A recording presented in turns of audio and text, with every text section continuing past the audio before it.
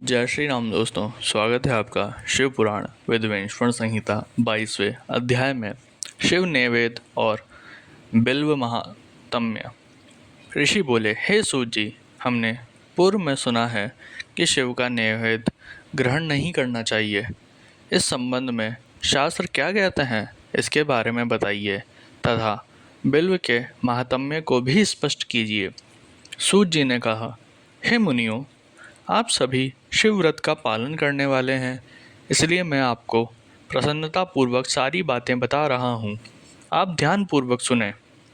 भगवान शिव के भक्त को जो उत्तम व्रत का पालन करता है तथा बाहर भीतर से पवित्र व शुद्ध है, अर्थात निष्काम भावना से भगवान शंकर की पूजा अर्चना करता है, शिव नैवेद्य का अवश्य भक्षण करना चाहिए, क्योंकि नैवेद्य को देख लेने से ही सारे पाप दूर हो जाते हैं। उसको ग्रहण करने से बहुत से पुण्यों का फल मिलता है। नैवेद्य को खाने से हजारों और अरबों यज्ञों का पुण्य अंदर आ जाता है। जिसके घर में शिवजी के नैवेद्य का प्रचार होता है, उसका घर तो पवित्र है ही, बल्कि वह साथ के अन्य घरों को भी पवित्र कर देता है।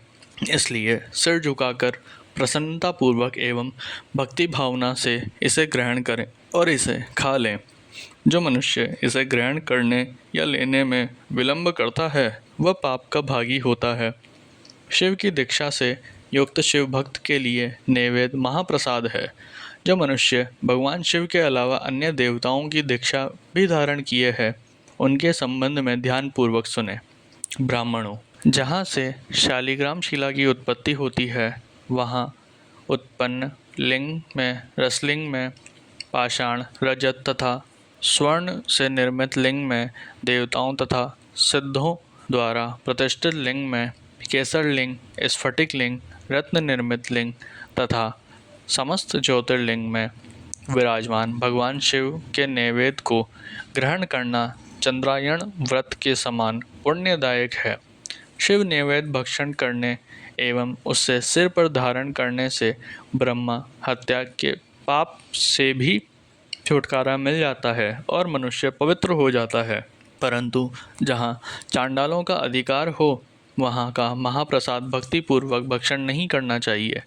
बाण लिंग, लोह निर्मित लिंग, सिद्धिलिंग उपासना से प्राप्त अर्थात सिद्धों द्वारा स्थापित लिंग, स्वयंभूलिंग एवं मूर्तियों का जहाँ पर चंड का अधिकार नहीं है, जो मनुष्य भक्तिपूर्वक स्नान कराकर उस जल का 3 बार आचमन करता है, उसके सभी कायिक, वाचिक और मानसिक पाप नष्ट हो जाते हैं। जो वस्तु भगवान शिव को अर्पित की जाती है, वह अत्यंत पवित्र मानी जाती है। हे ऋषियों, बिल्व अर्थात बेल का वृक्ष महादेव का रूप है। देवताओं द्वारा इसकी स्तुति की गई है। तीनों लोकों में स्थित सभी तीर्थ बिल्व में ही निवास करते हैं, क्योंकि इसकी जड़ में लिंग रूपी महादेव जी का वास होता है। जो उसकी पूजा करता है, वह निश्चय ही शिव पद प्राप्त करता है। जो मनुष्य बिल्व की जड़ के पास अपने मस्तक को जल में सींचता है, उसे संपूर्ण तीर्थ स्थलों पर स्नान का फल प्राप्त होता है। बिल्व की जड़ को पूरा पानी से भरा देखकर भगवान शिव संतुष्ट एवं प्रसन्न होते हैं। जो मनुष्य बिल्व की जड़ अर्थात मूल भाग का गंध, पुष्प इत्यादि से पूजन करता है, वह सीधा शिवलोक जाता है। उसे संतान और सुख की प्राप्ति होती है। भक्तिपूर्वक पवित्र मन से बिल्व की जड़ में दीपक जलाने वाला मनुष्य सब पापों से छूट जाता है। इस वृक्ष के नीचे जो मनुष्य एक शिव भक्त ब्राह्मण को भोजन कराता है, उसे 1 करोड़ ब्राह्मणों को भोजन कराने का फल मिलता है। इस वृक्ष के नीचे दूध, घी में पके अन्न का दान देने से दरिद्रता दूर हो जाती है। हे ऋषियों, प्रवृत्ति और निवृत्ति के 2 मार्ग हैं। प्रवृत्ति के मार्ग में पूजा पाठ करने से मनोरथ पूर्ण हो जाता है। यह संपूर्ण अभिष्ट फल प्रदान करता है। किसी सुपात्र गुरु द्वारा विधि विधान से पूजन कराए अभिषेक के बाद अगहनी चावल से बना नैवेद्य अर्पण करें। पूजा के अंत में शिवलिंग को संपुट में विराजमान कर घर में किसी शुद्ध स्थान पर रख दें। निवृत्ति मार्गी उपासकों को हाथ में ही पूजन करना चाहिए। भिक्षा में प्राप्त भोजन को ही नैवेद्य के रूप में अर्पित करें।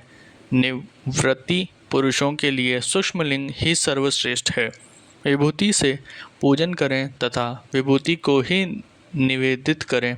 पूजा करने के उपरांत लिंग को मस्तक पर धारण करें।